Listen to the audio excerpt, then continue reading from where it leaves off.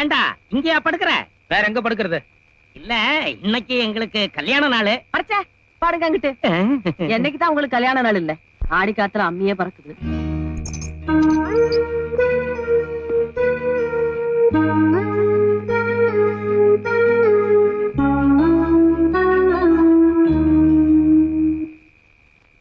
ஏண்டா யார் அவன் ஜன்னல் வழியா எட்டி பாக்குறவ? இன்னொருத்தன் பாரு ஓலையை பிரிச்சு உள்ளார பாக்குறான். ஏண்டா என் புருஷன் இப்ப என் கூட இல்ல, அந்த தைரியத்துல தானே இப்படி எல்லாம் பண்றீங்க?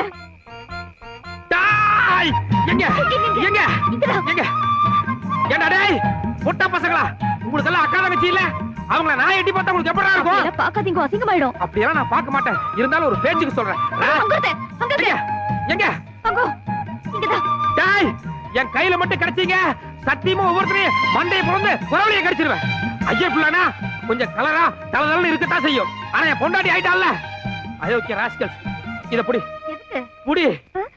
யோ என்னையா இது? இவ்வளவு பெரிய தடி என் கையில கொடுத்துட்டு ஓப்பாட்ல போயிட்டேன். இத வச்சுட்டு நான் என்ன பண்ணுவேன்? உள்ள போவதையா? Yo please come, please welcome, please come, please.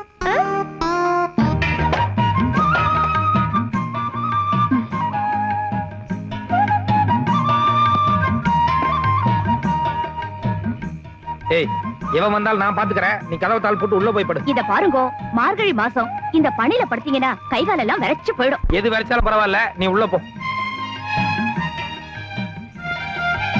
நான் என்ன சொல்றேன்னா, நீங்க முதல்ல உள்ள வாங்கோ. நான் வேணும்னா ஒரு கேப் விட்டு டச் பண்ணாம படுத்துக்கிறேன். எரிச்சல கிளப்பாத, மரியாதையா உள்ள போ. என் அன்பு கணவரே, நான் சொல்ல வந்தது என்னவென்றால், உள்ள போ. அரைஞ்சு பல்லெல்லாம் கழட்டி போடுவேன். சும்மா விளையாட்டே பண்ணிட்டு இருக்க நீ.